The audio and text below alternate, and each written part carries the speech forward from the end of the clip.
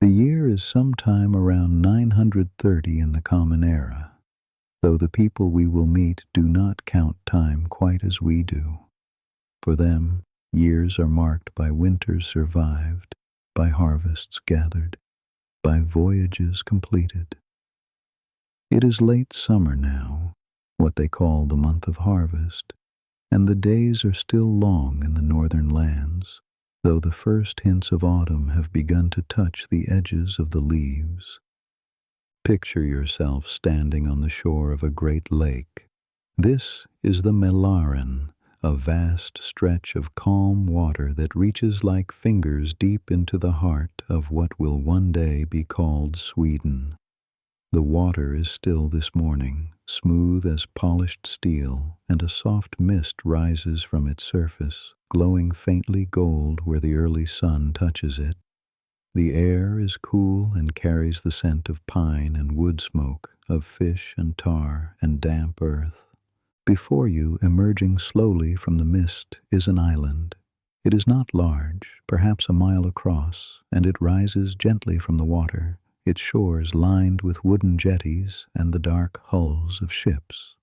This is Birka, Birch Island, and upon it sits the trading town of Birka, one of the first true towns in all of Scandinavia. Let us drift closer now, as if carried by the mist itself, until the island's features become clear. You can see the ships more distinctly, broad-bellied cargo vessels called Nars, their masts bare, their sails furled, rocking gently at anchor. Smaller boats are pulled up on the muddy shore, and a few fishermen are already out on the water, their figures dark against the silver surface of the lake. The town itself climbs the gentle slope from the harbor. There is no grand architecture here, no stone towers or marble columns. Instead, you see rows of long wooden buildings with turf roofs, their walls made of timber darkened by age and weather. Smoke rises from holes in the rooftops, thin threads of gray against the pale morning sky. Narrow lanes of packed earth wind between the buildings, and already there is movement.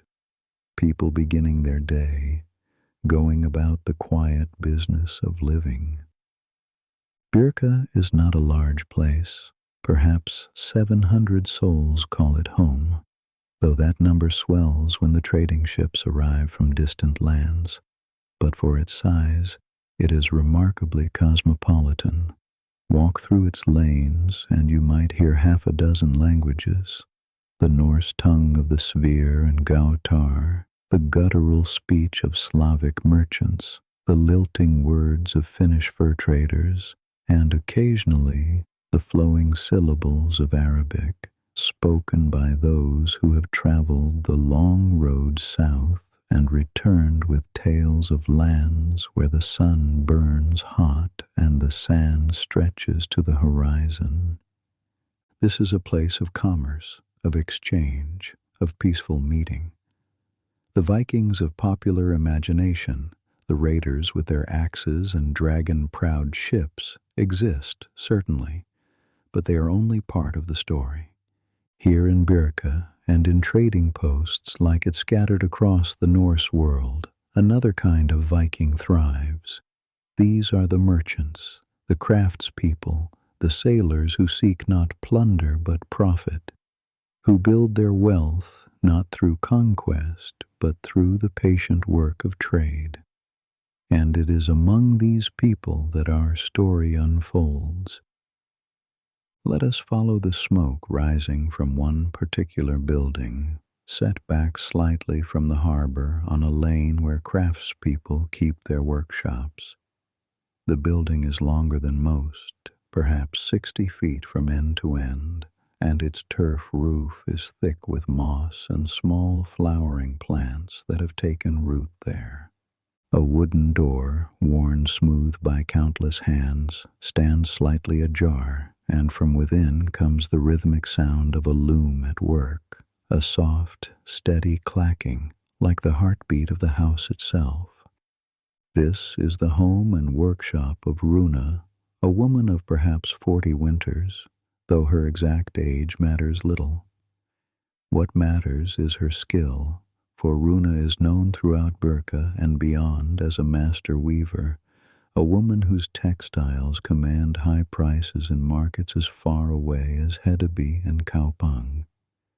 Step inside with me now, letting your eyes adjust to the dimness. The interior of the longhouse is warm and close, heated by a central hearth where a low fire burns, its smoke rising toward the opening in the roof.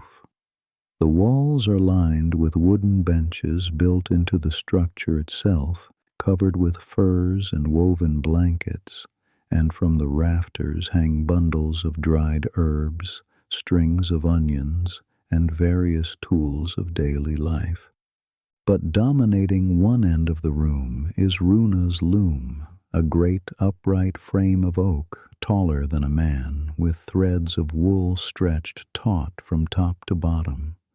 Stone weights hang from the lower threads, keeping them straight, and between these threads, Runa passes her shuttle, building the fabric row by patient row. She works in the half-light of morning, her movements automatic after so many years, her fingers knowing the rhythm of warp and weft without conscious thought. The wool she works with today is dyed a deep blue, a color achieved through long soaking in vats of woad, and she is creating a diamond twill pattern that will shimmer subtly when the fabric catches the light. Runa does not work alone. Nearby, seated on a low stool, her daughter Asa cards raw wool, pulling it between two paddles set with fine metal teeth until the fibers align into smooth, spinnable bundles. Asa is perhaps 14, on the threshold of womanhood, and she has been learning her mother's craft since she was old enough to hold a spindle. Beside her, a basket holds balls of yarn in various colors, the creamy white of undyed wool, the soft gray of sheep from the northern farms, the rich browns achieved from walnut hulls and tree bark. The work of these women may seem humble, but do not be deceived. Textiles are among the most valuable trade goods in all the Norse world. A single sail for a merchant ship requires countless hours of spinning and weaving. Some say 2 women working full-time for 3 years to complete. The fine fabrics Runa produces are worth their weight in silver, traded to wealthy merchants who will carry them east along the great rivers, eventually to grace the shoulders of princes in lands these women will never see. Runa hums softly as she works, an old tune without words, and the sound mingles with the clack of the loom and the soft conversation between mother and daughter. They speak of small things, the quality of this year's wool, a neighbor's new baby, the ships that arrived yesterday from Gotland. Their voices are low and unhurried, and there is a profound peace in this room, a sense of life moving at its proper pace. On a bench near the hearth sits Runa's husband, a man called Sigurd, though everyone in Birka knows him as Sigurd the Quiet, for he is a man of few words. He is mending a fishing net, his thick fingers working the knots with surprising delicacy. Sigurd was a trader once in his younger days, and he traveled the eastern routes twice, returning with silver and stories. But a fever took the strength from his legs 15 years ago, and now he walks with difficulty, content to stay close to home, to fish the nearby waters, and to listen to others tell tales of distant places.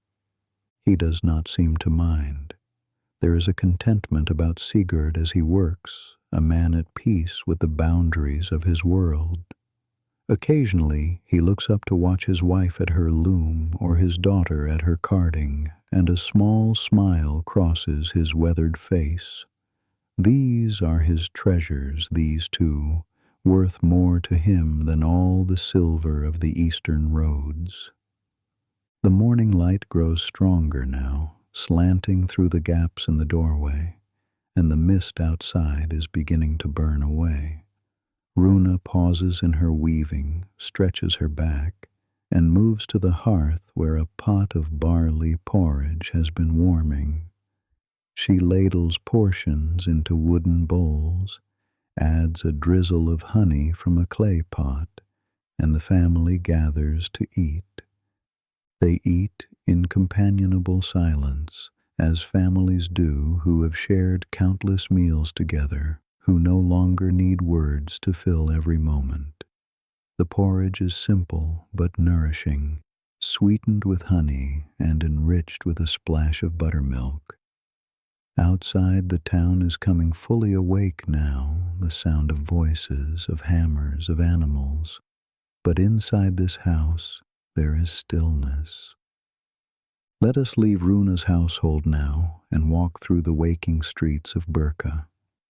The lanes are muddy from yesterday's rain, and wooden planks have been laid across the worst patches, creating uneven walkways that require careful stepping.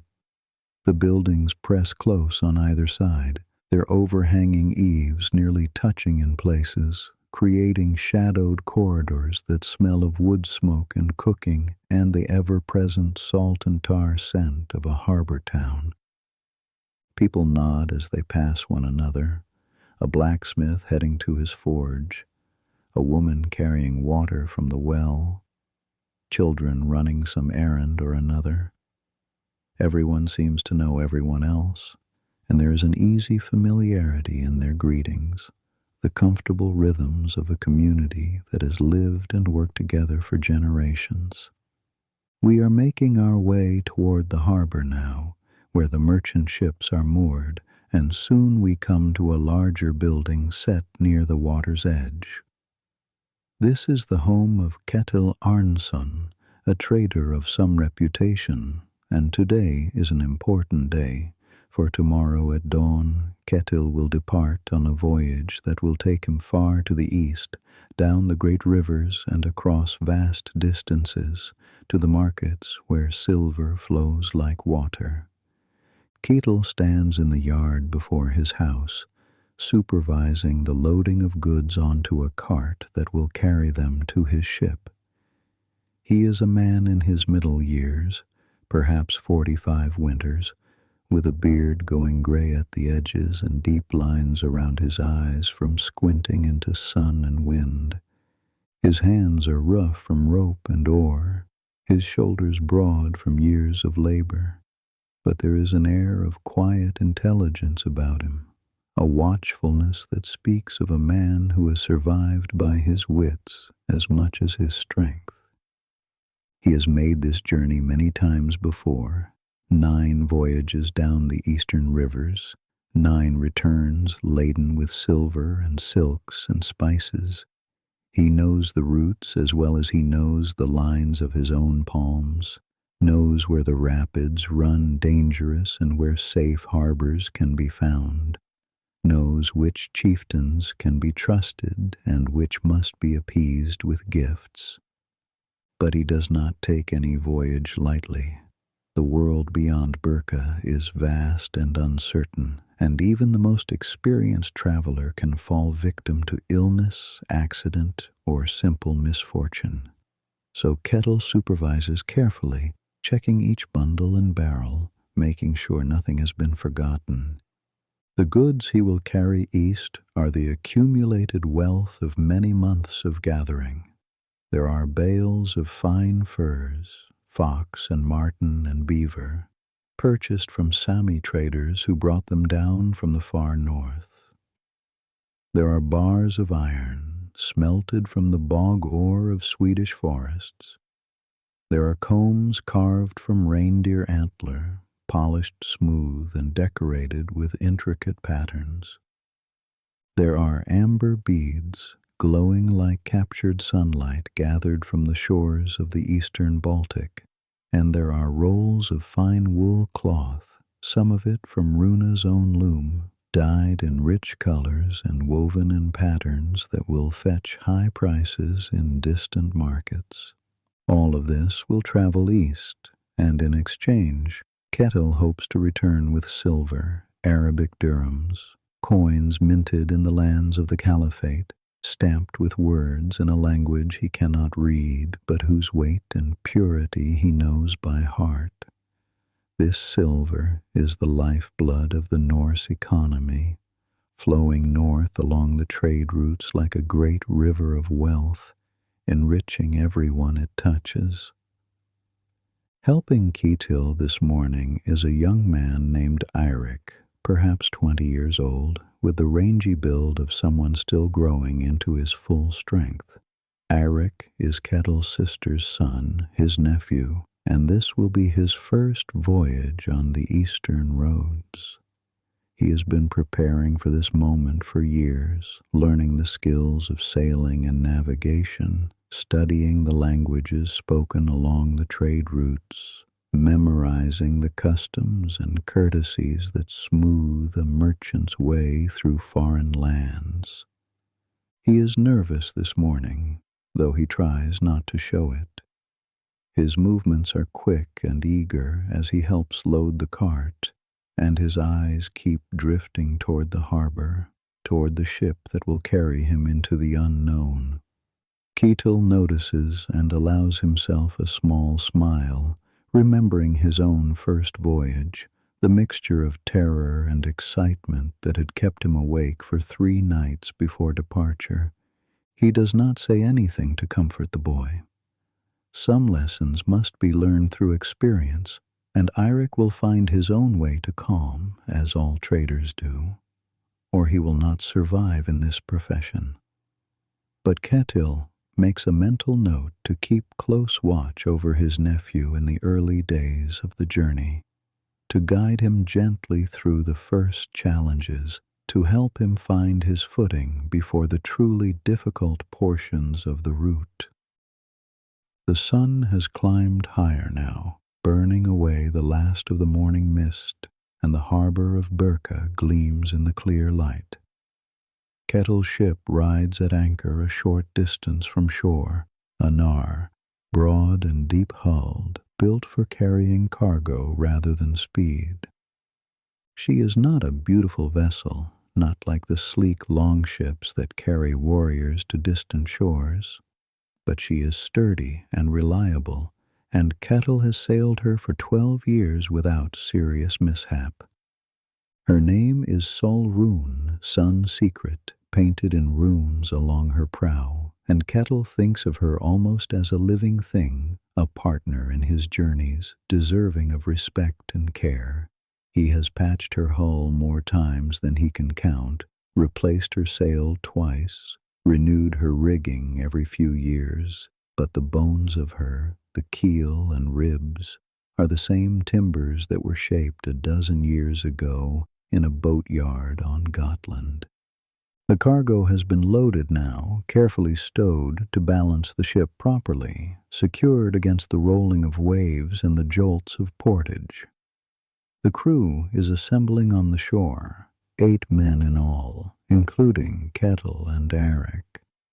They are a mixed group, some young and some old, some veterans of many voyages, and some making only their 2nd or 3rd journey east. But they have sailed together before, and they know each other's rhythms, trust each other's judgment. Before they board, there is a ritual to perform. Ketil's wife, Sigrid, has come down to the harbor, along with several other family members and friends. She carries a wooden bowl filled with mead, the honey wine that the Norse hold sacred, and as the crew gathers in a loose circle, she offers it first to her husband. Ketil takes the bowl and raises it toward the sky, toward the sun that will light their way, toward the gods who govern the fate of all travelers. He does not speak elaborate prayers, that is not his way, but he murmurs a few words, asking for fair winds and safe passage, asking Thor to calm the storms and Njordr to bless them on the water. Then he drinks, a single long swallow, and passes the bowl to the next man. Each crew member drinks in turn, speaking his own brief prayer, or simply nodding in silent acknowledgement of the journey ahead. When the bowl reaches Eric, the young man hesitates for just a moment, feeling the weight of the ritual, the significance of this threshold he is about to cross. Then he drinks, and the sweet burn of the mead fills his chest, and he feels something settle in him, some acceptance of what is to come. Sigrid embraces her husband when the ritual is complete, holding him close for a long moment. They have been married for 22 years, and she has watched him sail away more times than she cares to count. It never gets easier, this leaving, but she has learned to carry the worry quietly, to trust in his skill and his luck and the favor of the gods. She whispers something in his ear, words too soft for anyone else to hear, and he nods, pressing his forehead briefly to hers. Then the farewells are done, and the men wade out to the small boats that will carry them to the Solrun.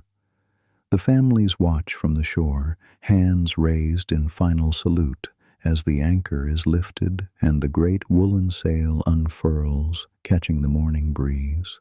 Slowly, gracefully, the ship begins to move, gliding across the calm waters of the Mälaren, carrying Kettle and his crew toward the open Baltic and the long road east. Sigrid watches until the sail is just a pale speck against the blue distance. Then she turns and walks back toward the town, back to the house that will feel too quiet for the next few months, back to the work that will fill her days until her husband returns. Let us remain in Birka a while longer, even as Kettle's ship diminishes on the horizon. The town continues its rhythms, untroubled by the departure of one more merchant vessel. Such departures are the heartbeat of this place, as common as sunrise, as ordinary as breath.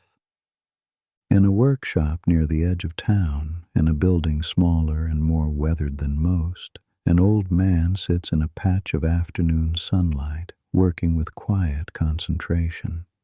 This is Orm, called Old Orm by everyone in Birka, though no one can quite agree on his exact age. He has white hair that flows past his shoulders, a beard that reaches his belt, and hands that shake slightly with age, but still move with remarkable precision when given a task. Orm is a carver, a maker of combs and game pieces and decorative objects from bone, antler, and ivory. In his youth, he was a trader like Kettle, and he traveled the eastern roads more times than he can remember, venturing as far as the great markets of the Volga, and once, in his 30th year, all the way to the golden city of Constantinople itself. But those days are long behind him now. His traveling years ended decades ago, and he has made his peace with a smaller life, finding satisfaction in the work of his hands and the warmth of his memories.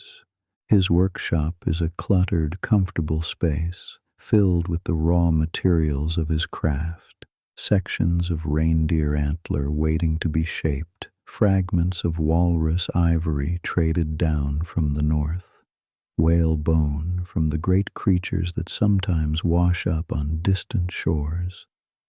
The walls are hung with finished pieces, combs and pins and gaming boards, each one displaying the intricate patterns that are Orm's signature. He is working today on a comb, a simple piece destined for everyday use, and as his knife moves along the antler, shaping the teeth, a visitor appears in his doorway. It is Eric's younger sister, a girl called Thyra, perhaps 12 years old, with bright, curious eyes and a tendency to ask questions that adults find either charming or exhausting, depending on their temperament. Orm finds her charming. He has known her since she was an infant, has watched her grow from a crawling baby to a walking child, to this quick-minded girl who visits his workshop several times a week, hungry for stories of the wider world.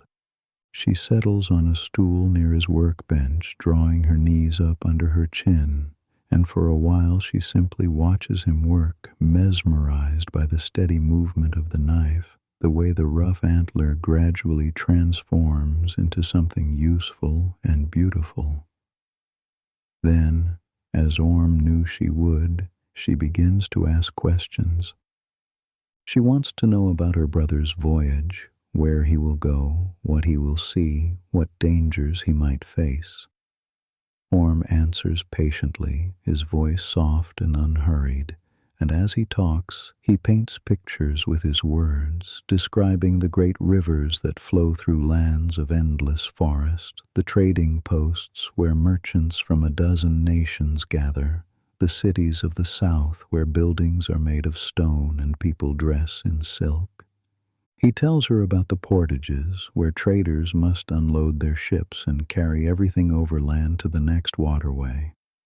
Back-breaking work that can take days, the men bent under heavy loads while their ships are dragged on log rollers across the muddy ground. He tells her about the rapids, where rivers turn violent and ships must be guided through with skill and prayer, where a single mistake can mean disaster. But he tells her also about the wonders, the vast markets of Bulgar, where the smoke of 1,000 cooking fires rises into the sky and merchants spread their goods on carpets of bright colors. He describes the silver dirhams that flow through those markets, coins stamped with words in a flowing script, each one worth a small fortune in the northern lands. He speaks of the silks from distant Sirkland, fabrics so fine they seem to float on the air, dyed in colors that have no names in the Norse tongue. Thyra listens with wide eyes, her earlier worry for her brother transformed into wonder at the vastness of the world he has entered. Orm watches her face as he speaks, and remembers what it felt like to be young and full of hunger for the unknown. He does not tell her about the hardships, the diseases, the men he watched die on those distant roads. Those are truths she will learn soon enough if she needs to learn them at all. For now, let her have the wonder. When his story winds down, Thyra is quiet for a moment, processing all she has heard. Then she asks a question that surprises him. She asks about fate, about whether Orm believes that the outcome of her brother's journey is already determined, written in the threads of weird that the Norns weave at the base of the great world tree. Orm pauses in his carving, considering the question with the seriousness it deserves. He has thought about fate many times over his long life, has wondered why some men return from their voyages laden with wealth while others never return at all. He does not claim to have answers, but he shares what wisdom his years have given him. He tells Thyra that the Norns weave the great patterns, yes, but that within those patterns there is room for choice, for courage, for the small decisions that shape a life. He tells her that her brother's fate is his own to make, within the limits that the gods allow. He tells her that worry is natural, but that it changes nothing, and that the best way to honor those who journey is to live well in their absence, to keep the home fires burning, to trust that what will be, will be. Thyra nods slowly, not entirely comforted but somehow steadied by the old man's words. She stays a while longer, watching him finish the comb, and then she slips away into the afternoon, leaving Orm alone with his work and his memories. Now let us follow the Sol Rune, sailing east across the great expanse of the Baltic Sea. The first days of any voyage are a time of adjustment, of finding rhythms, of settling into the routines that will govern life for the weeks ahead. The crew works and rests in shifts, some manning the sail and steering oar, while others sleep beneath woolen blankets in the open hull. For Eirik, everything is new. The endless horizon of water, unbroken in every direction. The way the ship moves beneath him, a living thing responding to wind and wave.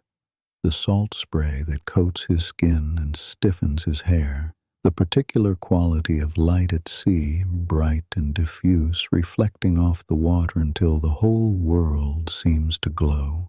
He finds the work harder than he expected. His shoulders ache from rowing when the wind fails. His hands, soft from a life on shore, blister and then slowly begin to callous. His stomach rebels against the ship's motion for the first 2 days, leaving him weak and embarrassed, though the older sailors assure him this is normal, that even the most seasoned men sometimes feel the seasickness when they first leave shore. But there is beauty, too, beauty that catches his breath when he least expects it. The sunset on the second evening, the sky erupting in shades of orange and crimson that reflect off the water until it seems they are sailing through liquid fire.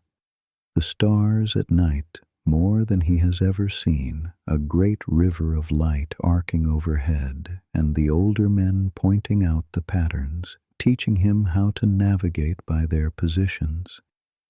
Kettle watches his nephew without appearing to, noting how the young man handles the challenges, looking for signs of strength or weakness.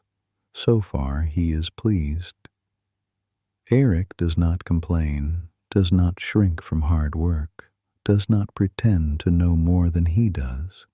These are good qualities in a trader, perhaps the most important qualities.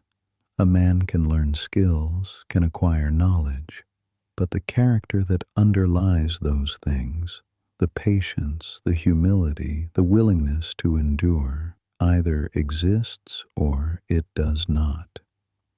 On the third day, they sight land, the long, low coastline of the eastern Baltic, the shores of the Slavic and Finnish peoples. They do not stop here, but sail on, following the coast northward toward the Gulf of Finland and the river systems that will carry them inland. The landscape changes as they travel. The open sea gives way to island-dotted waters, narrow passages between rocks and shoals that require careful navigation. The crew takes soundings constantly, lowering weighted lines to measure the depth, watching for the telltale signs of shallows, changes in watercolor, the behavior of birds, the smell of the land. At night they anchor in sheltered coves, and some of the men go ashore to stretch their legs, to gather fresh water, to hunt if game presents itself. Eirik joins these shore parties eagerly, grateful for solid ground beneath his feet, even if only for a few hours. Around the fire on these evenings, the older men tell stories, tales of previous voyages, of dangers survived and treasures won, tales of the peoples they will encounter, the Finns and Slavs and Khazars and Arabs, each with their own customs and languages, tales of the great markets of the East where goods from half the world change hands, where a clever trader can make a fortune or lose everything depending on his wits. Kettle tells few stories himself, but he listens, and occasionally he corrects a detail or adds information he thinks Eirik needs to know. The young man absorbs everything, filing it away, building in his mind a map of the journey ahead. 2 weeks after leaving Birka, the Solrun enters the mouth of a great river. The transition from salt water to fresh is gradual, marked by changes in the color and taste of the water, by the different birds that wheel overhead, by the appearance of the land on either side, low and marshy at first, then rising gradually into forested hills. This is the beginning of the true journey, the long road inland that will carry them hundreds of miles to the south and east. The character of travel changes here. On the open sea, the sail did most of the work, catching the wind and driving them forward. But rivers are different.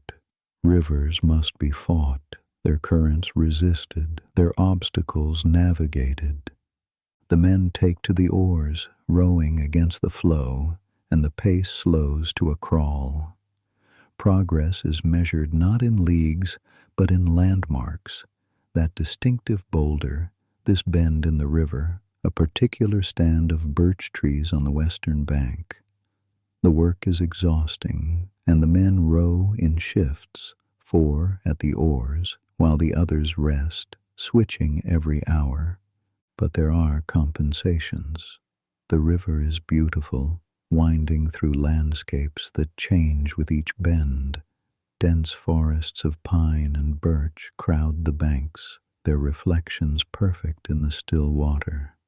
Occasionally they pass small settlements, clusters of wooden buildings where people stop their work to watch the foreign ship glide past. Some wave, others simply stare. Kettle knows many of these settlements, has stopped at them on previous journeys to trade for provisions or information. At one village, perhaps a week up the river, he guides the Solrun to shore and goes to speak with the headman, an old Slavic trader he has known for 20 years. They embrace like brothers, and Kettle is invited to share a meal to exchange news, to rest for an evening in a proper building rather than the open hull of the ship. Eric watches these interactions with fascination. His uncle moves easily among these foreign people, speaking their language with apparent fluency, observing their customs with respect. There is no arrogance in Kettle's manner, no assumption of superiority. He treats the Slavic headman as an equal, as a friend, and he is treated the same way in return. This, Eric begins to understand, is the true skill of a trader, not just the ability to negotiate prices or judge the quality of goods, but the deeper art of building relationships across the vast distances of culture and language that separate peoples. A trader who cannot make friends in foreign lands will not long survive in this profession. The village provides fresh bread, smoked fish, and a kind of fermented honey drink that leaves Eric's head spinning. The crew sleeps that night in a barn, on beds of clean straw, and the luxury of being truly warm and dry feels almost decadent after weeks on the water. In the morning they push on, and the river carries them deeper into the continent. There comes a point in every journey east where the rivers fail, where the waterways that have carried the traders so far simply stop, blocked by rapids too violent to navigate or ending altogether in impassable marshes. Here the traders must do what their people have done for generations. They must portage.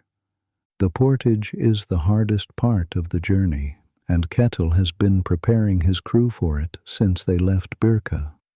For perhaps 3 days, they will carry everything, ship included, overland to the next navigable water.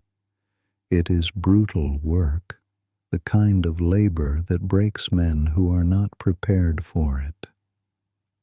They reach the portage site on a gray morning, clouds low overhead and the smell of rain in the air. Other traders are already here, their ships hauled up on the bank, their goods piled under makeshift shelters. There is a small settlement that exists solely to service the portage. Men who hire themselves out as laborers, women who sell food and drink, craftsmen who repair damaged ships and equipment. Kitil hires additional porters, negotiating the price with practiced ease, and soon the work begins. First, the cargo must be unloaded, every bale of furs, every bar of iron, every piece of amber, and every roll of cloth. These are bundled into packs that a man can carry on his back, secured with leather straps. Then comes the ship herself. The Solrun is not large, but she is heavy, and moving her overland requires the coordinated effort of many men. They lay down a path of logs, and the ship is dragged up onto them, her keel sliding over the smooth wood. Then the men push and pull, inching the vessel forward, while others run ahead to retrieve the logs from behind and lay them down again in front. Progress is painfully slow. They cover perhaps a mile on the first day, and by evening every man is exhausted, muscles burning, hands raw. They make camp beside the ship, eating a cold meal and falling into sleep like stones dropping into water. Eric has never worked so hard in his life. His back screams, his legs tremble, his hands are bleeding in 3 places, but he does not complain, does not ask for rest he has not earned, does not do anything that might shame his uncle or himself. And when he catches Kettle watching him with what might be approval, he feels a warmth that has nothing to do with the feeble campfire. The second day is worse, and the third worse still. But on the afternoon of the third day, they crest a low ridge and see before them the waters they have been seeking, a broad, slow river that will carry them south toward the great markets of the Volga. The men let out a ragged cheer, and even Kettle allows himself a small smile. The Solrun is lowered carefully into the water, the cargo reloaded, and by evening they are floating once more, the current carrying them gently southward, the nightmare of the portage already beginning to fade into memory. As the days pass and the river carries them south, Eirik notices the land beginning to change. The dense pine forests of the north give way gradually to more open country, rolling grasslands dotted with stands of birch and oak, meadows thick with wildflowers, occasional farms carved from the wilderness. The air is warmer here, softer somehow, and the light has a different quality, golden rather than silver. The people they encounter look different too, darker of hair and eye, dressed in different styles, speaking languages that even Kettle does not fully understand. They pass through territories controlled by various chieftains and princes, and at each border they must stop, must pay tolls, must negotiate passage.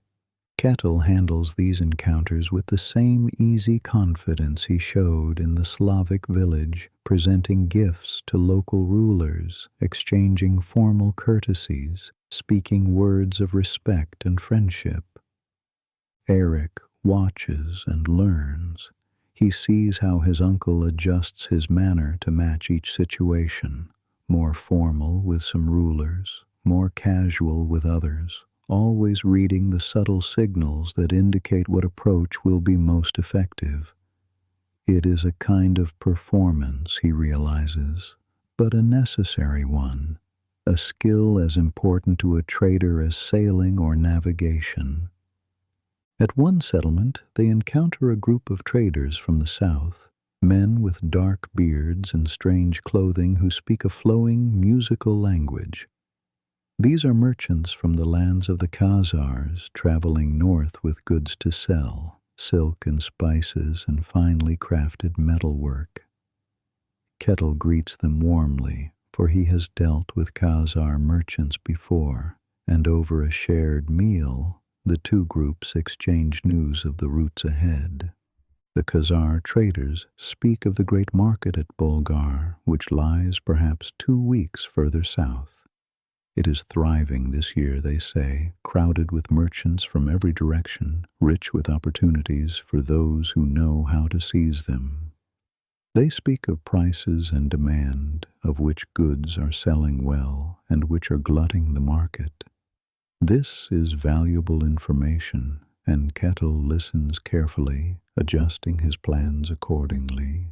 That night, as the crews share a camp, Eric finds himself in conversation with a young Khazar man, perhaps his own age. They do not share a language, but through gestures and the few words they have in common, they manage to communicate after a fashion. The Khazar shows Eric a small game board, a kind of strategy game played with carved pieces, and teaches him the rules. They play until the fire burns low, and though Eric loses every game, he finds himself enjoying the competition, enjoying the strange connection with this person from so far away. When the groups part the next morning, heading in opposite directions, Eric finds himself waving to his new acquaintance until the other man's boat disappears around a bend in the river. This too is part of the trader's life, these brief connections, these friendships that flare and fade like campfires, leaving warmth behind even when the flames are gone.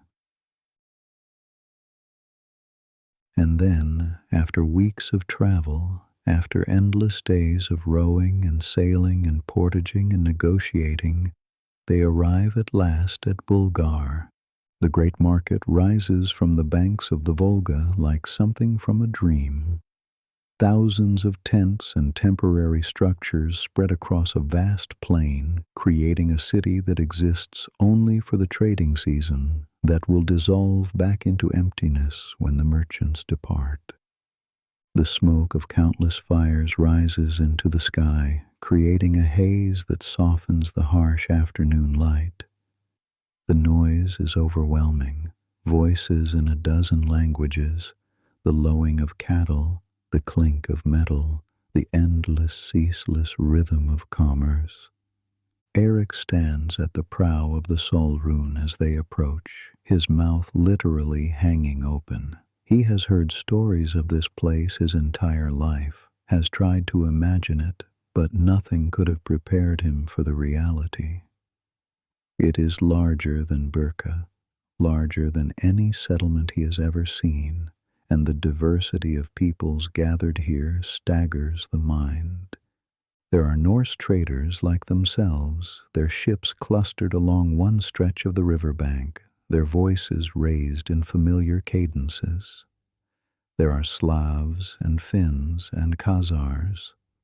There are merchants from the lands of the Caliphate, Arabs and Persians dressed in flowing robes, their camels and horses picketed in the fields beyond the market. There are traders from the Far East, men with features unlike any Eric has seen, carrying goods that have traveled thousands of miles to reach this place. Kettle guides the Solrune to a mooring spot he has used before, and soon the work of unloading begins. They rent space in a warehouse, a semi-permanent structure run by a Slavic merchant who has made his fortune serving the needs of passing traders. Here they store their goods until they can be sold. Then Ketel takes Eirik on a walk through the market, teaching him its geography, showing him where different types of goods are sold, introducing him to contacts he has built up over years of trading. They visit the fur merchants, where pelts from the northern forests are spread in great piles for inspection. They pass through the metalworkers' quarter, where smiths from a dozen traditions display their wares. They skirt the livestock market, where horses and cattle and sheep change hands for silver. And everywhere, there is silver. The Arabic dirhams flow through this market like water, changing hands a dozen times a day, measuring the value of everything from a sack of grain to a bale of the finest silk. Eric watches as merchants weigh the coins on small scales, testing their purity, calculating their worth. He watches as prices are negotiated through gestures and expressions and the universal language of commerce. The smell of the market is overwhelming, spices and animals and human sweat, cooking meat and tanning leather, perfumes and filth. The sounds blend into a constant roar that never quite fades, even at night. The colors dazzle, silks in every shade imaginable, dyed fabrics and painted ceramics and the gleam of worked metal. Eric feels small here, small and young and impossibly provincial. But he also feels something else, a spark of excitement, a hunger to learn the ways of this place, to master its complexities, to return year after year as his uncle has done, building wealth and knowledge and the kind of reputation that opens doors. Kettle watches his nephew's face and sees that spark, and he nods slowly to himself. The boy will do. The boy has the hunger. Among the many merchants Kettle knows at Bulgar, there is one he particularly wishes Eric to meet. His name is Yusuf ibn Hakim, and he is a trader of silks from the lands far to the south, a man who has spent his life traveling the great routes that connect the Eastern world. They find him in his usual spot, a large tent hung with samples of his wares, silks in colors that seem to glow from within, fabrics so light they float on the slightest breeze. Yusuf is perhaps 60 years old, with a neatly trimmed white beard and shrewd, dark eyes that miss nothing. He greets Kettle with genuine warmth, embracing him, inquiring about his health and the health of his family. The two men settle onto cushions, and a servant brings cups of a hot, bitter drink that Kettle calls kahwa, coffee, a stimulant from the south that is rare in the northern lands. Eric accepts a cup and sips cautiously, finding the taste strange but not unpleasant. Through a combination of broken Arabic, broken Norse, and many gestures, Yusuf and Kettle conduct their business. Kettle has brought amber this year, fine pieces of unusual clarity, and Yusuf examines them carefully, holding each one up to the light, weighing them in his palm. He offers a price, Kettle counters, and they negotiate with what appears to be genuine pleasure, each man respecting the other's skill. Eventually a deal is struck, and silver changes hands, not the small coins that circulate in the market, but heavy bars of pure metal, each one worth a small fortune.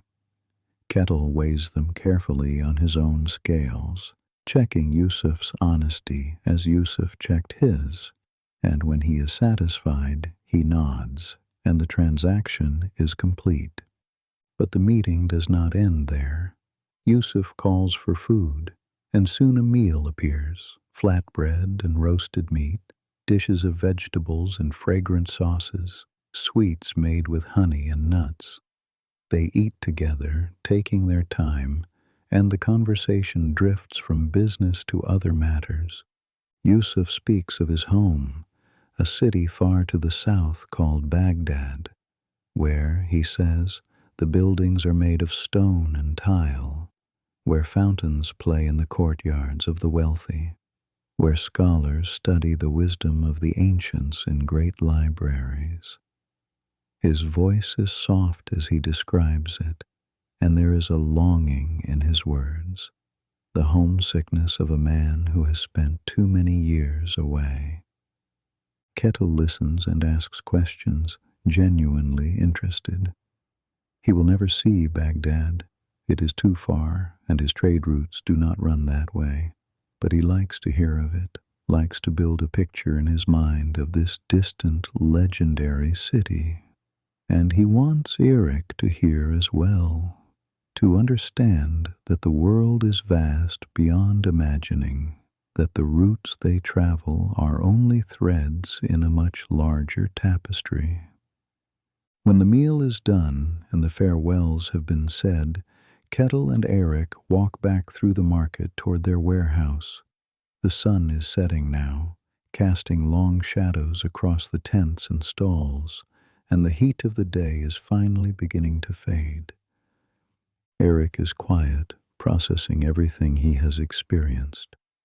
After a while, he asks his uncle about Yusuf, about how such a friendship is possible across such vast distances of culture and belief. Kettle considers the question for a long moment before answering.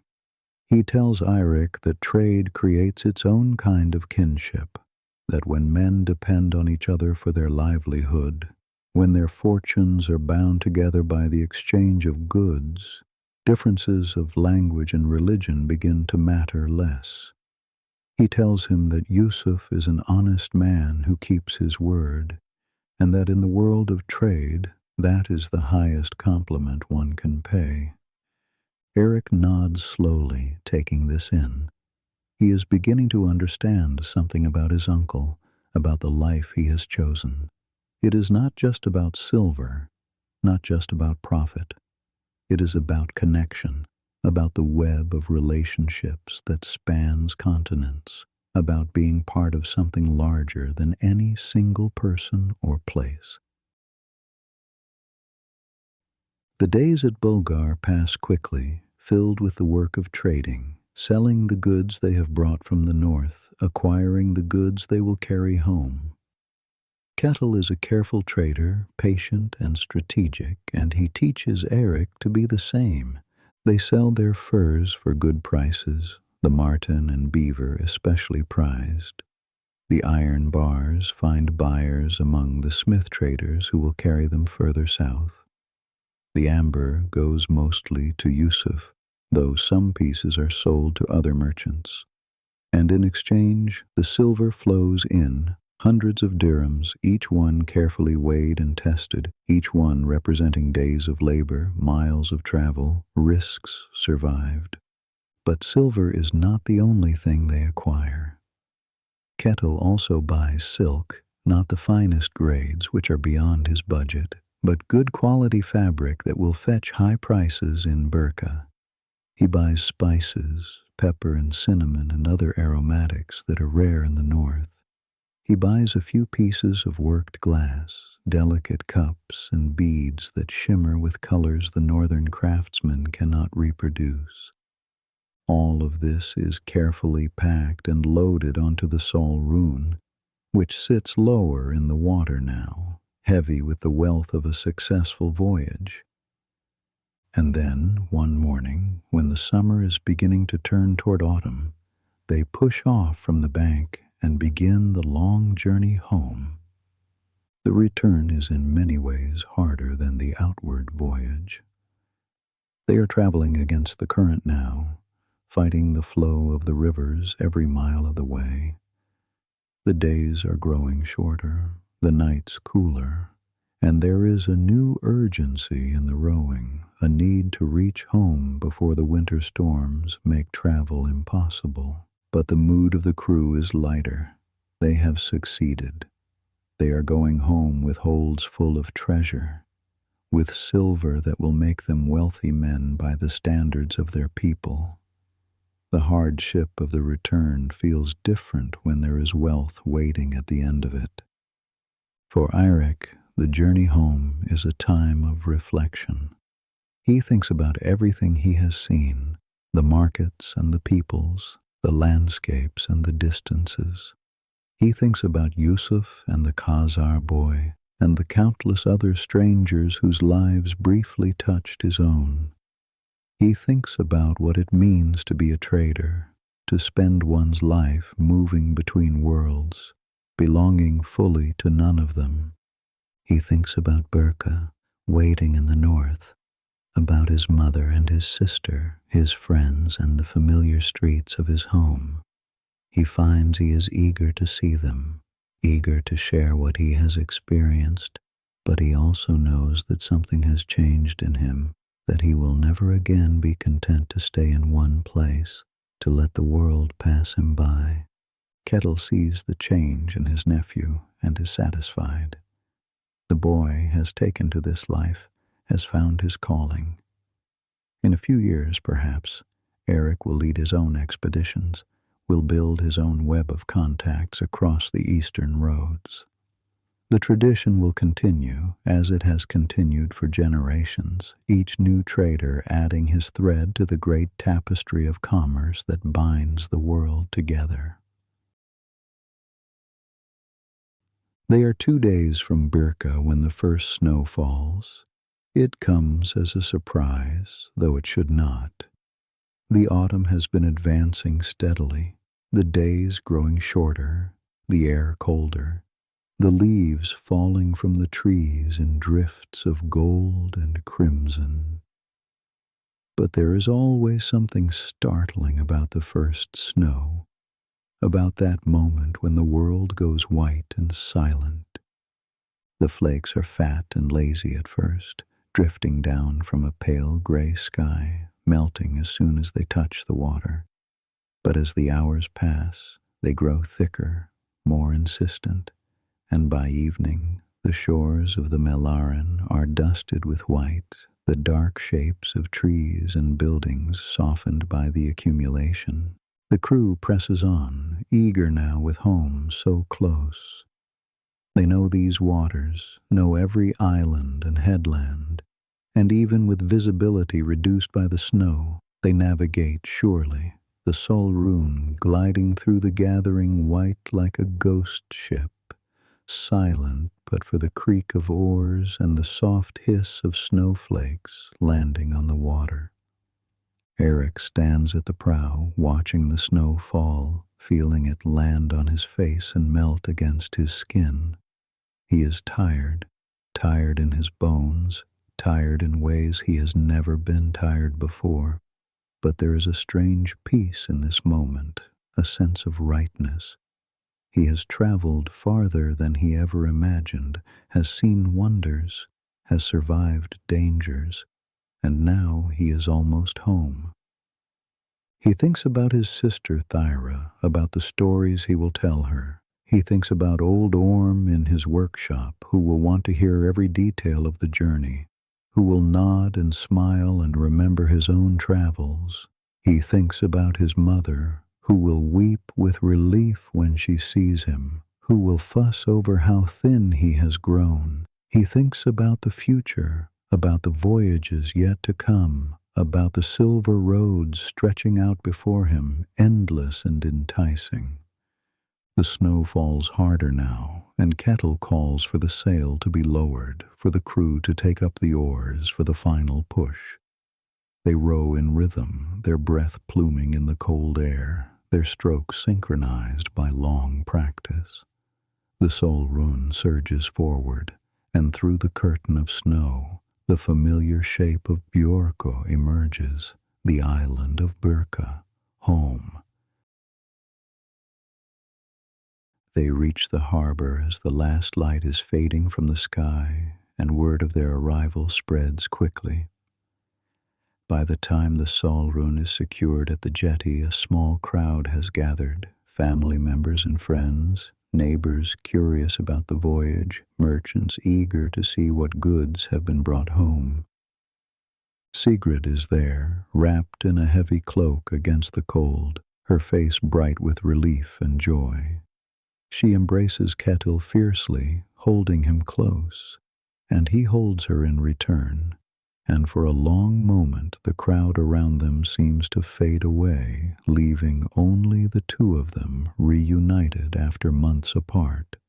Eric's mother is there too, and his sister Thyra, and they surround him with embraces and exclamations, touching his face as if to make sure he is real, crying and laughing at the same time. He is home. He is safe. The journey is over, but not ended. The goods must still be unloaded, inventoried, stored. The silver must be counted, the profits calculated, the shares distributed among the crew.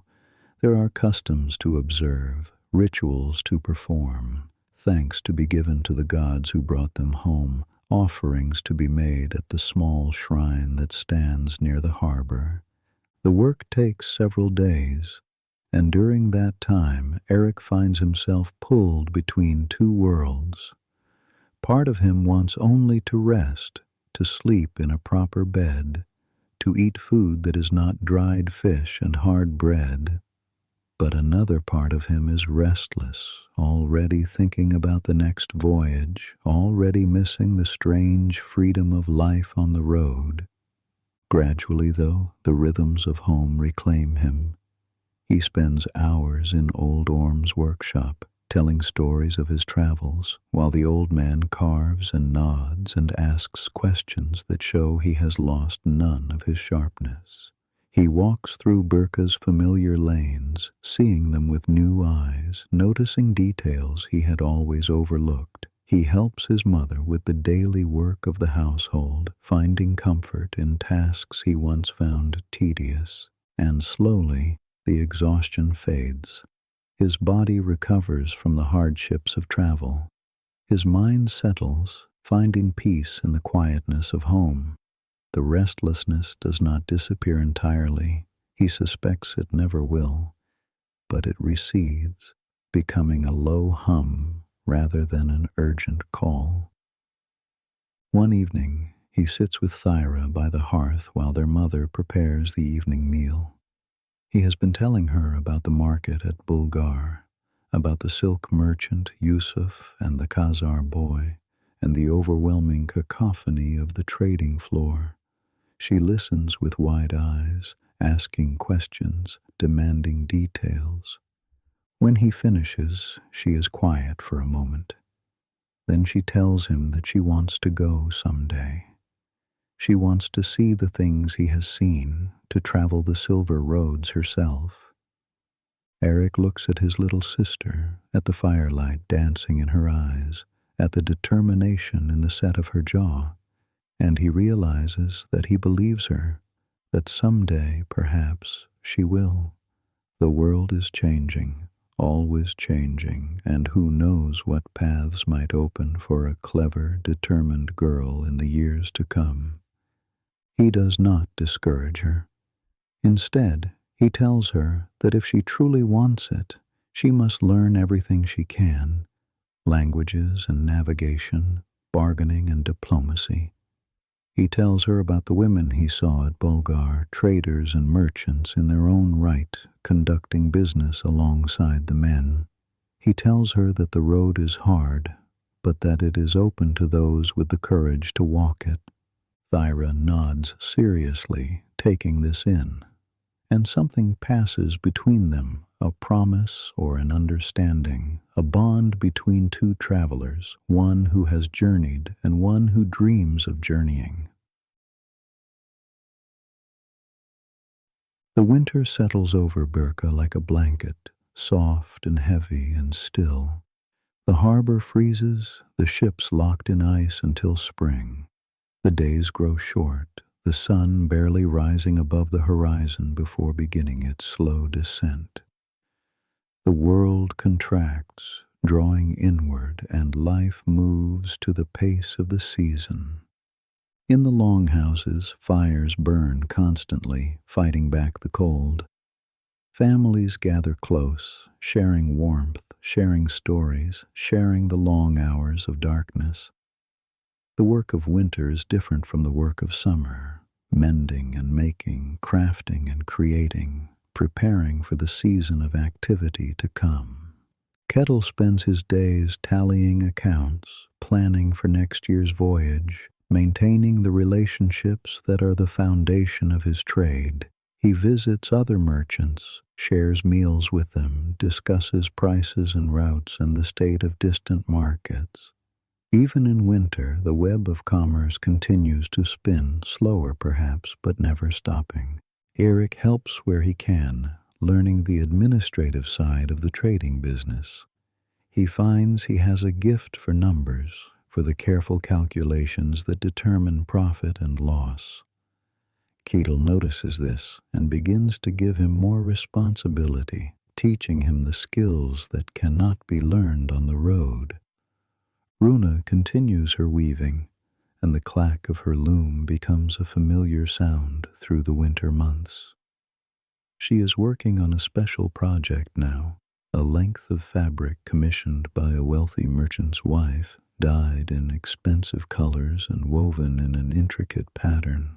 It will take her most of the winter to complete, but the price she will receive makes the effort worthwhile. Old Orm carves his combs and tells his stories, a fixture of Birka's winter life. The young people gather in his workshop on dark evenings, eager for tales of distant lands, and he obliges them, spinning yarns that may or may not be entirely true but are always entertaining. He is the keeper of memory, the link to voyages long past, and he takes this responsibility seriously. The festival of Yule comes at the darkest time of the year, a celebration of light and warmth in the depths of winter. The town gathers for feasting and drinking, for songs and games and the exchange of gifts.